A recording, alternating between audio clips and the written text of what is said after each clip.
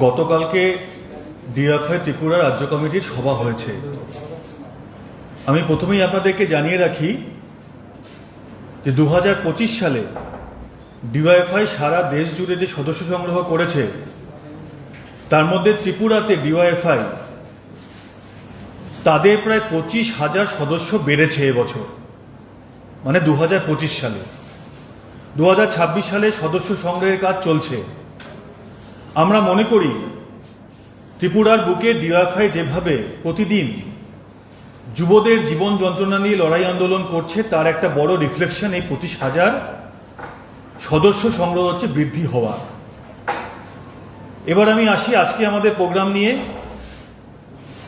আজকে ডিওয়াইএফআই কেন্দ্রীয় কার্যনির্বাহী কমিটির পক্ষ থেকে এই আগরতলাতে পশ্চিমবঙ্গ, আসাম এবং ত্রিপুরা এবং টিওয়াইএফের কেন্দ্রীয় নেতৃত্বদেরকে নিয়ে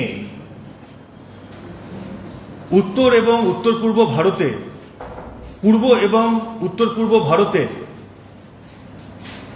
আদিবাসী যুবদের যে মূল সমস্যা সেগুলোকে চিহ্নিত করে আগামী দিনে আমরা কিভাবে লড়াই আন্দোলনকে সংগঠিত করব তার হচ্ছে পথ নির্দেশ করবার জন্য আমরা একটা আলোচনা সভা করেছি। আপনারা জানেন যে ঐতিহাসিকভাবেই আমাদের সারা দেশের আদিবাসী মানুষরা তারা হচ্ছে দীর্ঘদিন ধরে শোষিত, রাজনৈতিক, অর্থনৈতিক, সামাজিক সমস্ত ক্ষেত্রে তারা পিছিয়ে রয়েছে। আমাদের দেশের সংবিধান এই আদিবাসী অংশের মানুষকে উন্নয়নের জন্য অনেকগুলো অধিকারকে স্বীকৃতি দিয়েছিল যখন সংবিধান তৈরি হয় সেই সময় থেকেই। কিন্তু তারপরেও এত বছর কেটে গেলেও যে পরিমাণে এই আদিবাসী মানুষের উন্নতি হওয়ার কথা ছিল সেই উন্নতি হয়নি। কিন্তু আমরা লক্ষ্য করেছি 2014 সালে যখন কেন্দ্রে বিজেপি সরকার এসেছে, এই বিজেপি সরকার আসার পরে এই আদিবাসী মানুষের জীবন যন্ত্রণাকে তারা বাড়িয়ে দিয়েছে।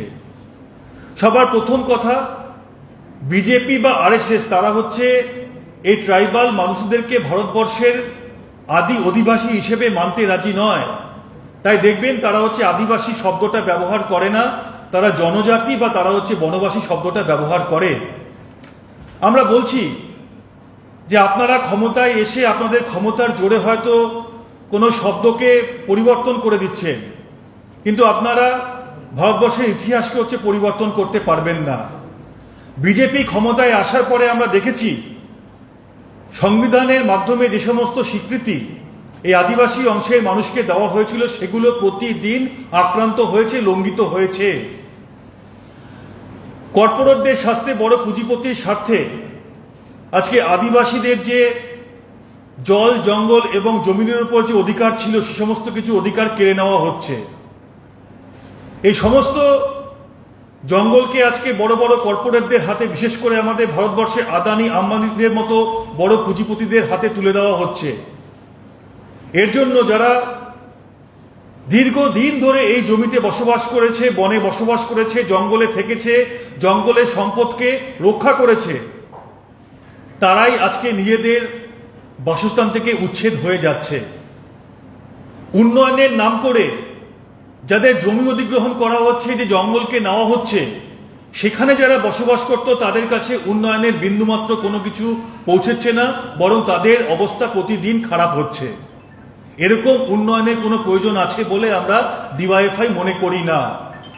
ভারতবর্ষের উন্নয়ন তখনই হতে পারে যখন ভারতবর্ষের এই গরিব, প্রান্তিক, মধ্যবিত্ত সমস্ত মানুষের হচ্ছে উন্নয়ন ঘটবে, তাহলেই ভারতবর্ষে প্রকৃত উন্নয়ন হবে। কিন্তু আমরা দেখছি এই বিজেপি সরকার তারা এই পিছিয়ে পড়া এই আদিবাসীদের জন্য যে সংরক্ষণের ব্যবস্থা ছিল সেটা তুলে দিতে চায়।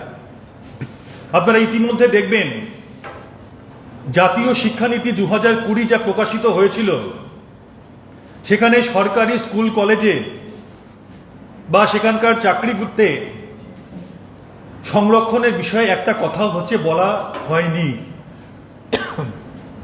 আসলে এই বিজেপি আগামী দিনে সংরক্ষণকে তুলে দিতে চায়। আমরা বলছি যারা কয়েকশো বছর ধরে শোষিত হলো, নিপীড়িত হলো, তাদেরকে যদি আমরা সমাজের মূল স্রোতে নিয়ে আসতে না পারি, তাদের যদি স্বাভাবিক উন্নয়ন আমরা করতে না পারি, তাহলে হচ্ছে এই সংরক্ষণ সরিয়ে দিলে আরো বড় বিপদ হবে। আসলে বড় বিপদে ফেলতে চাইছে এই কেন্দ্রের এবং রাজ্যের যেখানে যেখানে বিজেপি রয়েছে সেখানকার সরকারগুলো। কারণ বেশি শোষণ করতে পারলেই এই বড় কর্পোরেট বা পুঁজিপতি তারা হচ্ছে বেশি মুনাফা করতে পারবে। আমরা দেখছি যেখানে যেখানে বিজেপি রাজ্য সরকারে রয়েছে সেখানে ইউনিভার্সাল সিভিল কোডকে লাগু করা হয়েছে। ত্রিপুরাতে হয়েছে, পশ্চিমবঙ্গে এখন হয়েছে, আসামে হয়েছে। যে দেশে এত ভাষার বৈচিত্র্য, জাতির বৈচিত্র্য, ধর্মের বৈচিত্র্য রয়েছে, সেই দেশে কখনো এক দেশ এক আইন এটা হচ্ছে চালু হতে পারে না।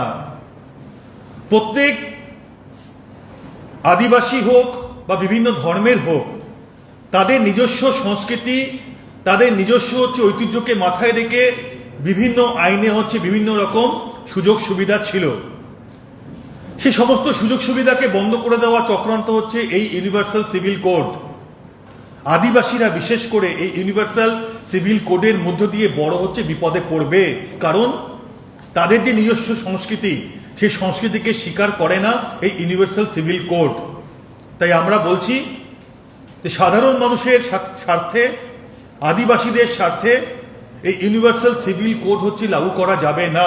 আপনারা জানেন, যারা এই ইউনিভার্সাল সিভিল কোড নিয়ে কাজ করছিল 2016 সালেই তারা জানিয়েছিল যে ভারতবর্ষের বুকে দাঁড়িয়ে এই ইউনিভার্সাল সিভিল কোড লাগু করার কোনো প্রয়োজন নেই। কারণ বৈচিত্র্যের মধ্যে ঐক্য, এটাই হচ্ছে আমাদের ভারতবর্ষের আসল শক্তি। আমাদের দেশ এমন একটা দেশ যে দেশে প্রতি 100 কিলোমিটারে ভাষার কিছু পরিবর্তন হয়, খাদ্যাভ্যাসে পরিবর্তন হয়, ধর্মের পরিবর্তন হয়, খাবারের পরিবর্তন হয়। যে দেশে এত বৈচিত্র্য, সেই দেশে বৈচিত্র্য অনুযায়ী হচ্ছে আইন থাকা প্রয়োজন। তবে হ্যাঁ, আমরা ডিএফআই একটা কথা খুব পরিষ্কারভাবে বলতে চাই যে যে সমস্ত আইন পিছিয়ে পড়া আইন বা যেগুলো হচ্ছে মানুষকে পিছিয়ে নিয়ে যায়, সে সমস্ত আইনের পরিবর্তন হোক, আমাদের সেই আইনগুলো প্রগতিশীলতার পক্ষে হাঁটুক। কিন্তু তাই বলে এক দেশ এক আইনের নামে কোনো আইনকে হচ্ছে জোর করে চাপিয়ে দেওয়া যাবে না। আমরা আরেকটা জিনিস লক্ষ্য করছি, এই যে কেন্দ্রের সরকার মনরেগা প্রকল্প, 100 দিনের কাজের প্রকল্পকে বন্ধ করে দিল, তার জন্য সবথেকে বেশি ক্ষতিগ্রস্ত হচ্ছে এই আদিবাসী অংশের যুবরা এবং যারা গ্রামে থাকে সেই সমস্ত যুবরা। আপনারা জানেন যে এই মনরেগা যখন বামপন্থীরা বেশি সংখ্যায় জিতে এসে লোকসভাতে ইউপিএ এক গভর্নমেন্টকে সাপোর্ট করেছিল, তখন এই বামপন্থীদের মস্তিষ্ক প্রসূত ছিল এই 100 দিনের কাজ। এই ভিডিওটিকে লাইক করুন, আপনার গুরুত্বপূর্ণ মতামত কমেন্টের মাধ্যমে আমাদের জানান এবং আমাদের চ্যানেলের ভিডিও সবার আগে দেখার জন্য ইউটিউবে গণশক্তিকে সাবস্ক্রাইব করুন, ফেসবুকে ফলো করুন এবং শেয়ার করুন আপনার পরিচিতদের মধ্যে। আমাদের চ্যানেলে আপলোড হওয়া ভিডিও নোটিফিকেশন পেতে বেল আইকনটি ক্লিক করতে ভুলবেন না।